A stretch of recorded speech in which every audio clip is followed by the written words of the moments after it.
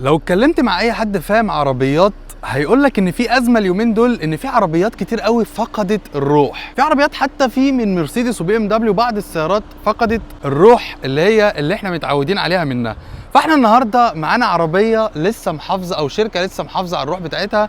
معانا النهارده الفا روميو تونالي. الروح بتاعت الفا روميو بقالها سنين كتير قوي، الشركه دي شغاله من سنه 1910. تونالي عربيه ليها روح من الفا روميو، روح الفا روميو اللي ثابته في كل عربياتها، الروح الرياضيه، الروح الحلوه، الروح الممتعه في القياده، الروح كمان في الهويه والشكل بتاع الفا روميو اللي بقاله سنين، الشكل بالدرع الامامي الشهير بتاعهم. بس هم مشهورين جدا بعربيات السباق، ومشهورين بالعربيات اللي زي الجوليا كده، العربيه السيدان الشهيره، ولكن عملوا لك بقى عربيه نفس الروح، نفس الرياضيه، نفس كل حاجه، بس للاستخدام اليومي. دي عربيه واحد مش مجرد رايح يركب عشان يروح مشوار كل يوم ويجي، لا، انت هتروح المشوار بس هتتبسط في المشوار ده.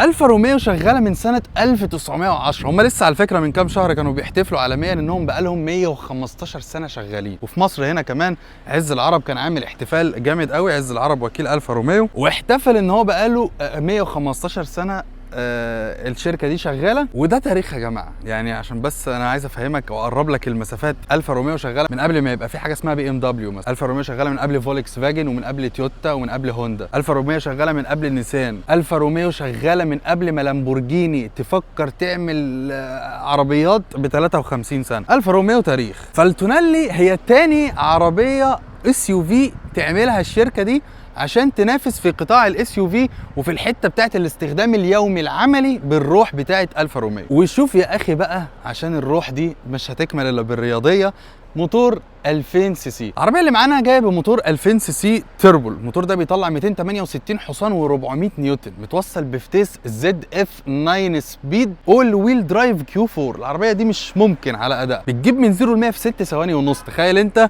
استخدام عربيه يومي زي دي ورياضي يومي، يعني انت بتروح من شغلك وتيجي وبتاع، بس بتتمتع من 0 ل 100 في 6 ثواني ونص. والعربيه لسه فيها كام حاجه تانية بتعزز تجربه الاداء والرياضيه دي، هنتكلم عنها واحنا لسه بنتكلم عن العربيه، يعني واحنا مع بعضينا. من ضمن الحاجات اللي بتعزز الروح الرياضيه هي التصميم. ما ينفعش يا جماعه، ما ينفعش اعمل عربيه حلوه بتجري وبتاع، ولكن امشي في الشارع العربيه الشكل العام بتاعها مش حلو. استفدت انا ايه بقى؟ مش فاهم.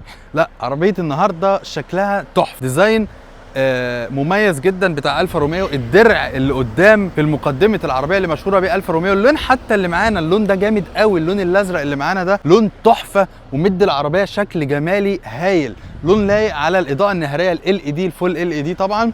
وعندنا سنسورز قدام وورا وكاميرا اماميه، كل ده هنجيله في وسائل الامام، بس انا بكلمك كتصميم يعني. والفوانيس هنا ال دي مع حته هنا بتنور باللون البرتقاني كده، فيها حته امريكي، يعني امريكي شويه باللون البرتقاني. بالمناسبه العربيه دي ايطالي، مستورده من ايطاليا، يعني هي ايطالي كده كده. الفا روميو في احيانا عربيات بتبقى من بلد بس بتجيلنا من بلد تانية، لا دي ايطالي، استيراد ايطاليا. ونبص هنا من الجنب هنلاقي الجنود التوتون اللي بمقاس 19 اللي جواها كاليبرز باللون الاحمر، عشان اشاره بقى ان العربيه دي عربيه رياضيه. والفئه اللي معانا الفيلوتشي اللي هي اعلى فئه، مكتوبه باللون الاسود، والعربيه فيها تطعيمات كده باللون الاسود، يعني عندك حوالين الابواب، الفريم اللي حوالين الابواب، العتب، المرايات باللون الاسود اللامع، البيانو بلاك، وفتحه سقف طبعا بانوراما. هم بيقولوا بانوراما بس انا مش مقتنع قوي ان هي بانوراما، يعني ان هي طبعا مش واصله لحد الاخر، بس هي فتحه سقف كبيره يعني. مرايات كمان فيها علم ايطاليا، علم ايطاليا اللي هم معتزين بيه قوي، يعني في كل عربياتهم لازم تلاقي التاتش الايطالي ده. لفت لكم بقى العربيه عشان نبص عليها من ورا، زي ما انت شايف كده،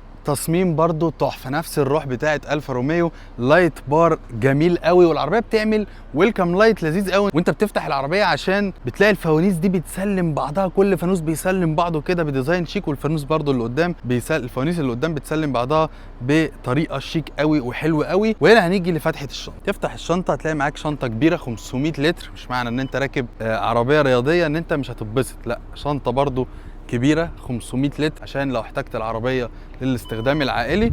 وتقفل الشنطه وتكمل بقى. الديزاين كده شكله جامد الصراحه، العربيه شكلها حلو ومتعوب عليها في موضوع التصميم ده. خلينا ندخل جوه العربيه ونشوف ماذا تفعل التونالي. وانا قاعد جوه يا ترى هقعد عامل ازاي وايه الدنيا. المميز في الصالون بتاع التونالي انها مش عربيه، مش هتخش تلاقي الشاشه ال70 بوصه الكبيره اللي مش عارف ايه، لا هنا العربيه عربيه كلاسيكيه، عربيه الروح الرياضيه، عربيه المشي بالرياضيه، عربيه كلاسيكيه من بتوع زمان بطريقه برضو شيك وعصريه زي بتاعت دلوقتي.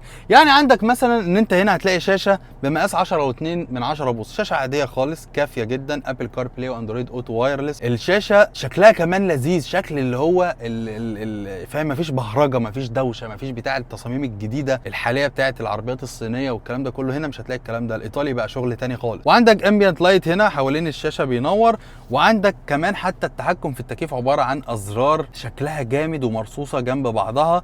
وعندك تحت هنا شاحن وايرلس، والفتيس الزد اف ال9 نقلات اللي بيأدي اداء مع العربيه دي. انا يعني حاجه اتكلم فيه في نقطه الاداء، واوتوماتيك هاند بريك، وعلم ايطاليا هنا. والعربيه فيها شاحن وايرلس عشان برضه انت تبقى عارف. الكرسي اللي انا قاعد عليه ده فرش جلد، بتتحكم في الكرسي كهرباء، ودي حاجه لذيذه. الجلد بتاع الايطاليين بيبقى طري كده ولذيذ وحلو يعني مريح، مش صعب، غير ان هو فيه دعامات جانبيه. والستيرنج بقى الطاره بتاعه الفا روميو شهيره وشكلها زي ما هو وعاجب الناس قوي وهي زي ما هي. وفي ستارت ستوب انجن جوه يعني هو موجود مع الطار ستارت ستوب انجن، ودي حركه رياضيه انا بحبها عن نفسي. وعندك هنا يا سيدي التحكم في الميديا وعدادات ديجيتال. العربيه فيها ديجيتال ديسبلاي. العربيه فيها الدي ان اي بتاع الفا روميو، الدي ان اي الشهير بتاعهم، الدي اللي هي الدايناميك او السبورت مود يعني بمعنى اصح، والان اللي هو الناتشرال او النورمال. والعربيه لما بتجيبها على السبورت مود او على الدايناميك مود العربيه بتتحول، بتاخد بقى ال 400 نيوتن، بتاخد ال 268 حصان، بتاخد الادابتيف سسبنشن. ما انا ما قلتلكش العربيه دي فيها ادابتيف سسبنشن. لما بتجيبها على الدايناميك العربيه العفشه بتاعتها بتنشف وتستعد ان هي تروح معاك في الطريق. لكن لما بتخلي العربيه على الان العفشه طبعا بترجع في الوضع الطبيعي خالص. والادابتيف سسبنشن في بعض العربيات هي العربيه بتبقى ذكيه وبتتحكم هي لوحدها. الكلام ده موجود، ولكن في العربيه دي موجود هنا وبتتحكم عادي لوحدها، وممكن انت كمان اللي تتحكم. يعني انت عايز تخلي العفشه ايه، لا في هنا زرار مخصص اللي هو هنا، هدوس كده. فحاجه حلوه قوي ان انت المتحكم في كل حاجه، ودي السمه بتاعه العربيات الرياضيه، انت اللي بتتحكم. بالنسبه لوسائل الامان فالعربيه فيها 6 ايرباج، رقم كويس.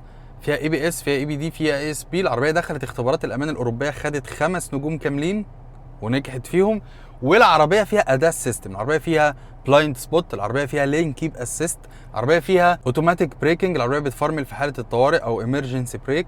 العربيه فيها سنسورز اماميه وخلفيه وكاميرات محيطيه 360 درجه. الاضاءات الصالون كلها من ال دي، والاضاءات الاماميه والخلفيه من ال دي. زي ما قلت لك العربيه حلوه في المناورات، حلوه في الجري، التوجيه بتاعها عالمي، عربيه رياضيه. ولكن العزل الصوتي على السرعات العاليه مش احسن حاجه. العزل الصوتي ممكن تحس بصوت هوا داخلك من المرايات ولا حاجه، من ناحيه المرايات بس، لكن ما بتحسش بارضي ولا باي حاجه تانية. والعربيه تكييفها ممتاز، لكن لما العربيه بتدورها، مثلا العربيه كانت واقفه في الشمس ولا حاجه بتدور، تاخد وقت شويه عقبال ما تبرد، لكن بعد كده خلاص تكييف ممتاز جدا. وعلى المنظومه دي كلها وعلى ال 2000 سي سي والكلام ده كله، استهلاك البنزين رائع. استهلاك البنزين يا جماعه يعني ما عداش معايا ال9 لتر وانا ماشي بسرعه عاديه خالص. طبعا دي عربيه 2000، 8.5 لتر في الحته دي. لما بقرص على العربيه طبعا وطلع اقصى قوه، طبعا العربيه كده لازم تستهلك، لكن لما تطلع اقصى قوه، لكن طول ما انت ماشي عادي انت تمام. اللي بيميز كمان الفا روميو في مصر هنا ان احيانا العربيات الرياضيه واللي وكيلها كبير زي عز العرب والكلام ده كله، الناس بتخاف تقول لك يا باشا اسعار الصيانات غاليه. اكيد طبعا ده عز العرب، مفيش الكلام ده يا جماعه. انا معايا جدول الصيانات بتاع العربيه دي، هبحطه لكم في اول كومنت ولا حاجه. في صيانات ب 5000 جنيه وب 6000 جنيه وارقام كده غريبه مش موجوده في نيسان صاني. نيسان صاني لو رحت صينتها في التوكيل هتصينها باغلى من كده. طبعا العربيه دي اسعار الصيانات وقطع الغيار جامده قوي وحلوه قوي. وسعر العربيه نفسه، العربيه معمول عليها عرض انا للاسف مش هقدر اقوله لك دلوقتي، لان انت لازم تكلم الكول سنتر بتاع عز العرب وتعرف سعر العربيه الاسطوري. هم عاملين عليه عرض بس عرض ليك انت، مش عايزين يحرقوه في وسط السوق.